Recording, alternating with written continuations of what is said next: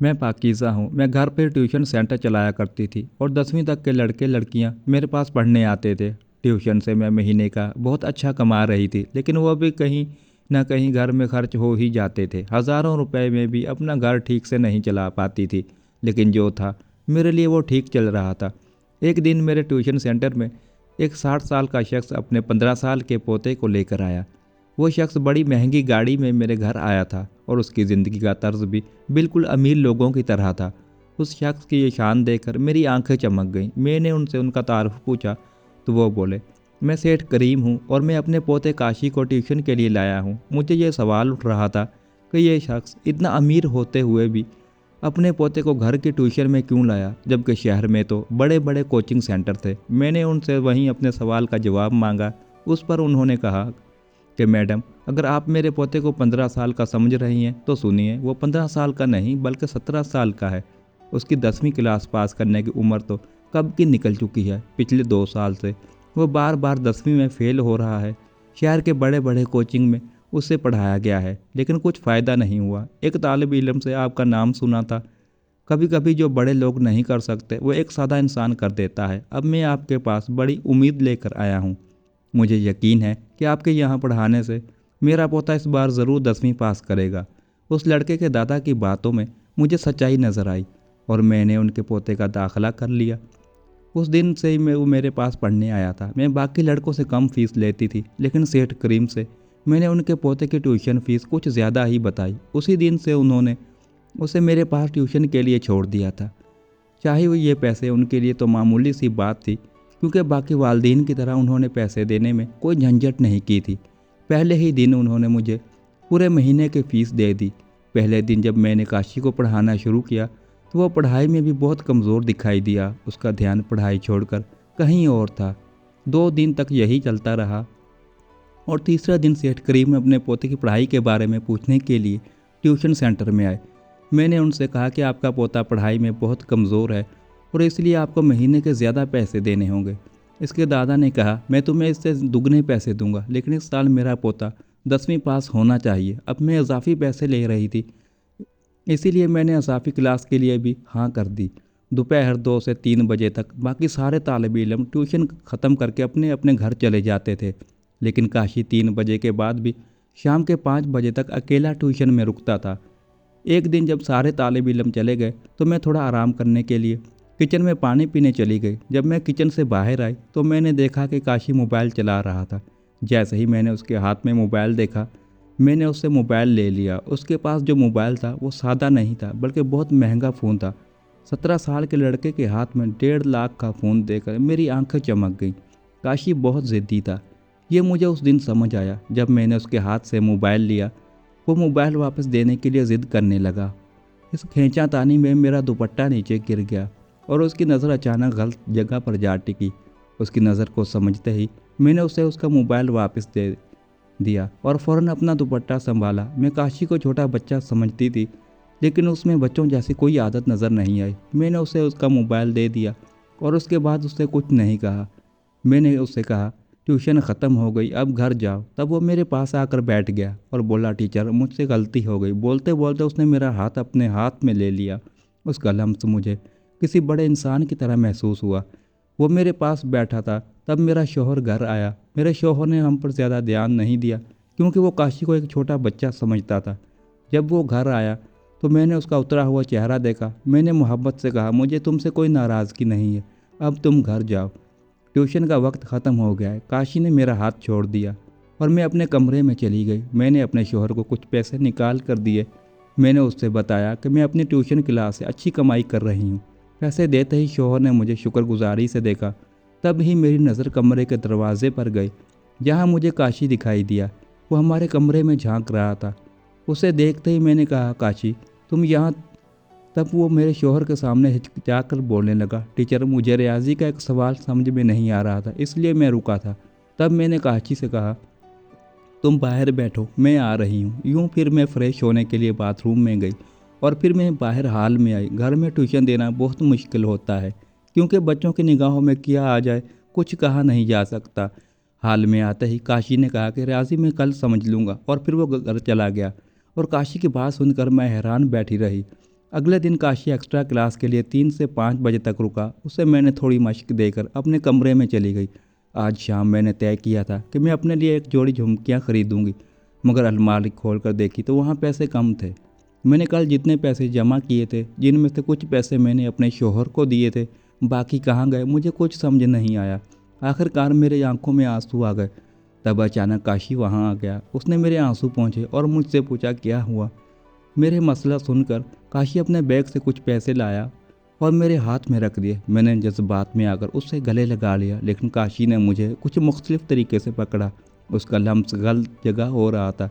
जब अचानक मुझे ऐसा लम्स महसूस हुआ तो मुझे एहसास हुआ कि काशी अब छोटा नहीं रहा। मैंने फ़ौरन उसे अपने से दूर कर दिया। जब मैंने उसकी नज़र देखी तो मैं हैरान रह गई। मैंने उससे पैसे ले लिए और उसे बाहर हाल में भेज दिया। उस दिन के बाद से काशी मुझसे और ज़्यादा करीब होने लगा। वो मुझसे हंस कर बात करने लगा था। ऐसे ही दिन गुजरते गए। कुछ दिन बाद जब मुझे फिर से पैसों की ज़रूरत पड़ी तो काशी की नज़र फिर से फिसल गई। वो मुझे ऐसी जगह घूर रहा था कि मुझे अपने दुपट्टे का भी ध्यान नहीं रहा। मेरी नज़र काशी पर थी। वो मर्द जो औरत के नखरे उठाता है और उसे खुश रखता है, उसके साथ वक्त गुजारने की औरत की ख्वाहिश होती है। पिछले कुछ दिनों से मैंने अपने शौहर को खुद से दूर रखा था क्योंकि वो मेरी ज़रूरियात पूरी नहीं कर पा रहा था, इसलिए उसे मेरे साथ वक्त गुजारने का भी हक नहीं था।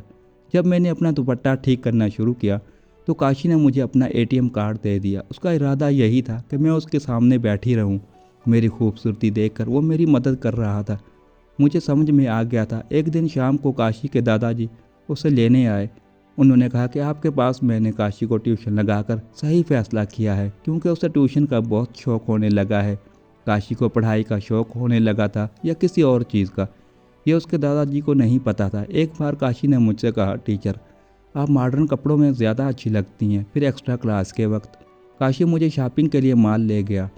उसने मुझे बहुत महंगे कपड़े खरीद कर दिए। मैंने उससे कहा, तुम इतना पैसा खर्च कर रहे हो, अगर तुम्हारे दादाजी को पता चला। तो काशी ने कहा, अगर दादाजी को पता चला कि मैं कितना पैसा खर्च कर रहा हूँ तो वो भी मुझे कुछ नहीं कहेंगे, क्योंकि मेरे खर्च के लिए वो खुद पैसे मेरे अकाउंट में डाल देते हैं। दादाजी मुझे 50,000 जेब खर्च देते हैं और पिछले कई साल से मेरे अकाउंट में काफ़ी पैसे जमा हो चुके हैं। मैंने आज तक किसी पर खर्च नहीं किया और अब तुम पर कर रहा हूँ। काशी का जवाब सुनकर मेरी आंखें फटी की फटी रह गई। यहाँ मुझे महीने भर काम करने पर भी पूरे पैसे नहीं मिलते और काशी का जेब खर्च ही इतना ज़्यादा था। उसका जेब खर्च होने के बावजूद अब मैं उस पैसे पर अपना हक समझती थी। उसी पैसे से काशी मेरी ख्वाहिशें पूरी कर रहा था। उस दिन मॉल में 2 घंटे घूमने के बाद मैं बहुत थक गई थी। घर आते ही मैंने आराम किया और फिर अपने कमरे में बाल सुखाने लगी। तब काशी मेरे कमरे में आ गया। मुझे बाल सुखाते हुए देखकर वह पूरी तरह से होश खो बैठा था। मेरे पास आने लगा। मैंने उसे खुद से दूर किया तो उसने कहा, मैं आपको जो चाहिए वो दे रहा हूँ, तो आपको भी मुझे जो चाहिए वो देना चाहिए। काशी ने मुझसे अपनी नामुनासिब ख्वाहिश जाहिर की थी। पिछले कुछ दिनों से वो मुझे जाने में अजीब अंदाज से छूता था और मुझे अजीब तरीके से देखता था, लेकिन मैंने उसे कभी कुछ नहीं कहा। अब अचानक उसने अपनी नामुनासिब ख्वाहिश जाहिर कर दी थी। मैंने उससे कहा कि अगर मैं तुम्हें मना कर दूं, तो उस पर उसने कहा, तो मैं तुमसे दूर चला जाऊंगा। जब मुझे समझ आया कि अगर काशी मुझसे दूर जाएगा तो मुझे उससे मिलने वाली माली मदद और मेरा घर सब कुछ बंद हो जाएगा, तब मैं घबरा गई। मुझे पैसों की बहुत ज़रूरत थी। मेरे शौहर की तनख्वाह में कुछ भी पूरा नहीं होता था। हमारे 14 साल के बेटे को भी हमने पढ़ाई के लिए उसकी मामी के पास छोड़ रखा था और उसकी पढ़ाई के पैसे भी हमें बीच बीच में भेजने पड़ते थे। ये सब सोचते सोचते मैंने अपने शौहर को छोड़ दिया और काशी को वो सब कुछ देने के लिए तैयार हो गई जो वो चाहता था। मुझे लगा कि काशी को इन सब बातों की ज़्यादा मालूमात नहीं होंगी और वो कर ही क्या लेगा, लेकिन जब वो मेरे पास आया तो उसने किसी तजर्बेकार शख्स की तरह मेरे साथ वक्त गुजारना शुरू कर दिया। मैं काशी को छोटा समझ रही थी, लेकिन वो बिल्कुल भी छोटा नहीं था। अब वो हर रोज़ एक्स्ट्रा क्लास के वक्त मेरे साथ वक्त गुजारने लगा। इसी तरह 2-3 दिन गुजर गए। उन सारी बातों की मेरे शौहर को ज़रा भी खबर नहीं थी। मैंने शौहर से ये कह रखा था कि मेरे पास 2-3 कमज़ोर तुलबा हैं जिनकी मैं पढ़ाई में मदद कर रही हूँ।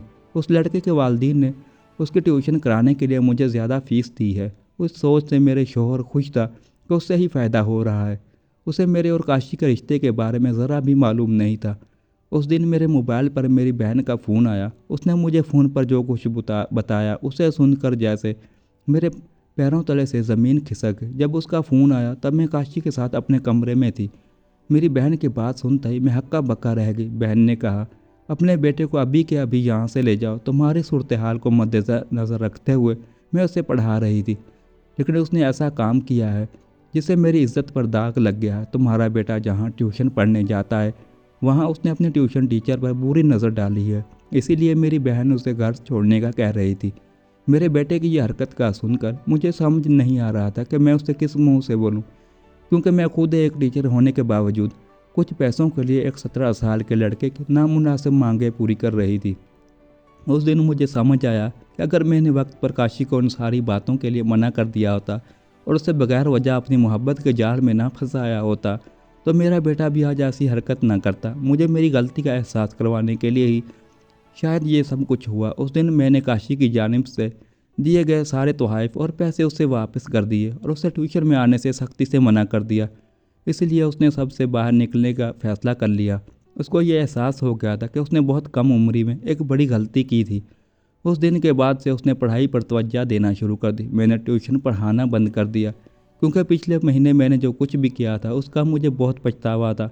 मैं इस बारे में अपने शौहर से कुछ नहीं कह सकती थी और ना ही मैं अपने 14 साल के बेटे से आंखें मिला सकती थी।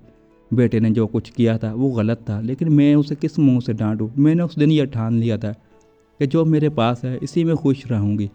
पैसा सब कुछ नहीं होता, पैसे से बढ़कर होते हैं इखलाकियात। मैं अपने बेटे और तुलबा को इखलाकियात देना भूल गई थी। पैसे कमाने की दौड़ में मैंने अपने इखलाक को खो दिया था। खुदा ने मेरे बेटे से गलती करवाने के लिए मुझसे मेरी गलती का एहसास दिलाया। उस दिन से मैं अपने बेटे को अच्छी इखलाक देने लगी।